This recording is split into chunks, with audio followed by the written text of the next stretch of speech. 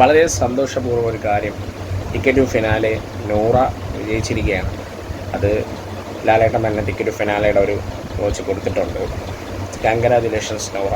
പുള്ളിക്കാരി എന്നെ വിജയിക്കണമെന്ന് ആഗ്രഹമുണ്ട്. ഇനി എന്തൊക്കെ വന്നാലും പുള്ളിക്കാരി എന്നെ ഡിസർവിങ് ആണ്. ഒന്നുകിൽ നൂറ, അല്ലെങ്കിൽ അക്ബർ, അല്ലെങ്കിൽ ആര്. ഇതിൽ 3 പേര് ആര് ജയിച്ചാലും എനിക്ക് നല്ല സന്തോഷമേ ഉള്ളൂ. പക്ഷേ നൂറ ജയിക്കണം എന്നുള്ളൊരു ആഗ്രഹമുണ്ട്. കാരണം പുള്ളിക്കാരി നല്ല രീതിയിൽ ഗെയിമുകളിൽ അടിപൊളിയായിട്ട് കളിച്ചിട്ടുണ്ട്. പറയാണ്ടിരിക്കാൻ പറ്റില്ല, അടിപൊളിയായിട്ട് കളിച്ചിട്ടുണ്ട്. പുള്ളിക്കാരി ജയിക്കണം.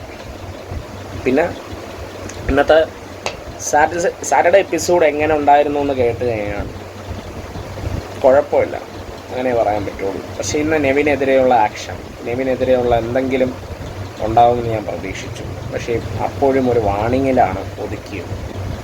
ശരിക്കും ഒരു അൺഫെയർ ആയിട്ടാണ് തോന്നിയത്. മുൻകാല സീസണുകളിൽ സ്പോട്ടിൽ കളയുന്നു എന്തെങ്കിലും ഒരു വിഷയം വന്നു. ഇപ്പം ലാലേട്ടൻ വേറൊരു കാര്യം കൂടെ പറഞ്ഞിട്ടുണ്ട്. നെവിൻ എവിക്റ്റായില്ലെങ്കിൽ അപ്പം എന്താണെന്നുള്ള ഒരു മറുപടി പറയുന്ന ലാലേട്ടൻ പറഞ്ഞിട്ടുണ്ടായിരുന്നു. അത് ഞാൻ വെയിറ്റ് ചെയ്യണം. സ്ട്രോങ് വേണം, അല്ലെങ്കിൽ ശരിയാവത്തില്ല. അത് ഭയങ്കര അൺഫെയർ ആയിരിക്കും. ഒരു തെറ്റ് ചെയ്താൽ അത് ചെയ്തതാണ്, പറഞ്ഞിട്ട് കാര്യമില്ല. പക്ഷേ എനിക്ക് ഇന്ന് സന്തോഷം ഉണ്ടായിരുന്നു. നോറയ്ക്ക് ഇന്ന് ടിക്കറ്റ് ഫിനാലെ ലാലേട്ടൻ്റെ ഫിനാലെ ഡയറക്റ്റ് പുള്ളിക്കാരി എന്തായാലും ഔട്ടാവില്ല എന്നുള്ള ഉറപ്പുണ്ട്. എൻ്റെ മനസ്സ് പറയണത് വേറൊരാളാണ്, പക്ഷെ ഞാൻ പറയുന്നില്ല.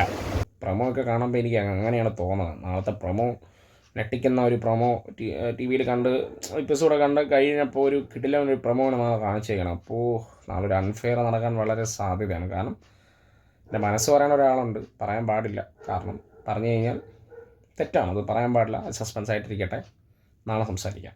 അപ്പോൾ നാളെ കാണാം.